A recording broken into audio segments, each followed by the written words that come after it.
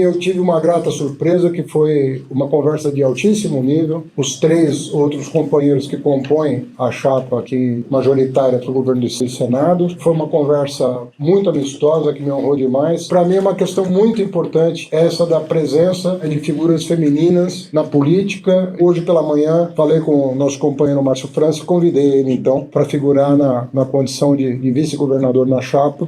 A Polícia Federal indiciou o senador Flávio Bolsonaro por calúnia. Esse episódio foi uma postagem publicada por Flávio Bolsonaro em janeiro deste ano.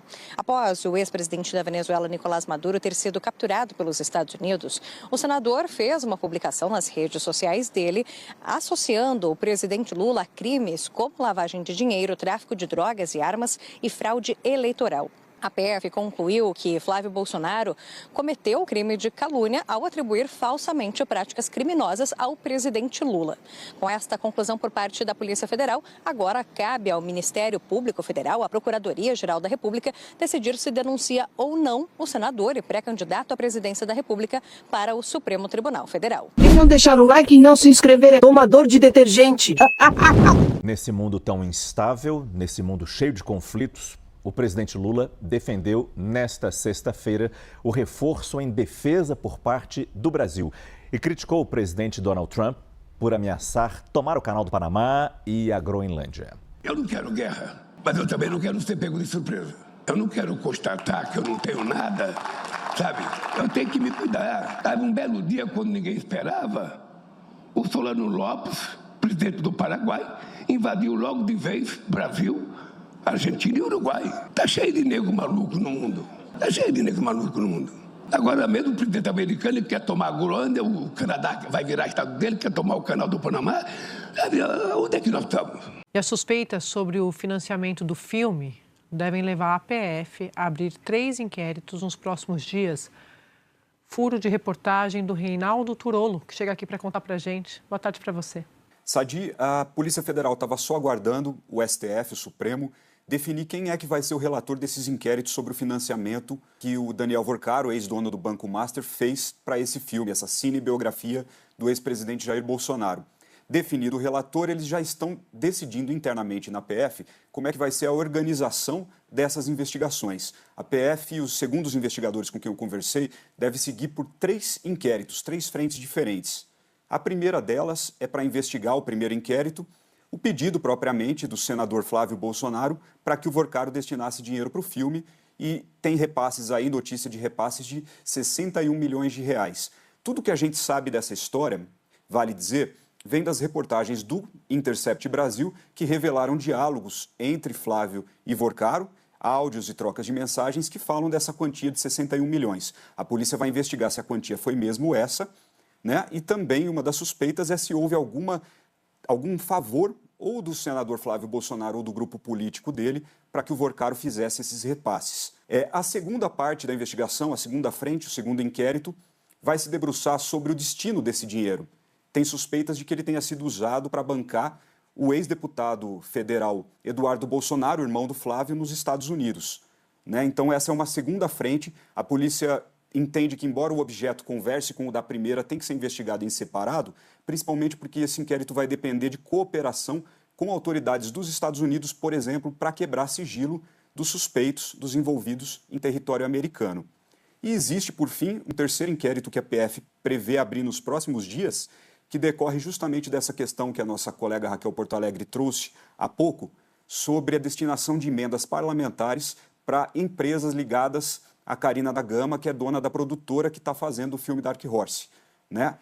Tem pelo menos 4 parlamentares do PL, 2 ex-deputados, né? Carla Zambelli e Alexandre Ramagem, e 2 deputados, Marcos Polon e Bia Kicis, aqui do Distrito Federal, que fizeram destinação de emendas para pelo menos uma das entidades no valor ali de 2 milhões e 600 mil reais, que pertence a Carina. A polícia suspeita, e também há suspeitas de que esse recurso possa ter sido usado indiretamente para financiar o filme sobre o ex-presidente Jair Bolsonaro. O deputado federal Lindenberg Farias recorreu ao STF para impedir que a investigação sobre o filme Dark Horse fique com o ministro André Mendonça.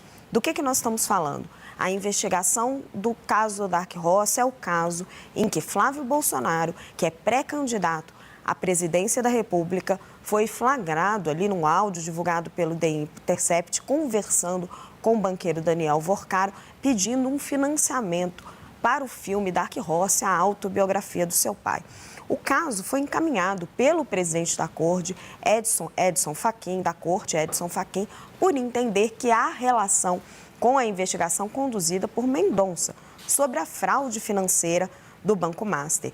Lindenberg afirma que é preciso explicar melhor essa conexão. O vice-líder do PT quer tirar este caso, das mãos de André Mendonça e passar para outro ministro do Supremo Tribunal Federal. O agravo regimentar foi apresentado hoje, o recurso por Lindenberg Farias ao Supremo Tribunal Federal, claro, pedindo ali recorrer dessa decisão do ministro Edson Fachin, de redistribuir ali o processo envolvendo o caso da Dark Horse para o ministro André Mendonça. Isso ocorreu ainda na quinta-feira. De acordo com o ministro Edson Fachin, o processo foi distribuído para ele porque existe ali uma conexão entre o caso Dark Horse e também com as investigações envolvendo o caso Master, Daniel Vorcaro, como vocês bem explicou também no início, Raquel, o caso Dark Horse envolvendo ali o financiamento do filme em homenagem ao ex-presidente Jair Bolsonaro, financiamento por parte de Daniel Vorcaro. De acordo com o ministro Edson Fachin, ele seguiu o entendimento da própria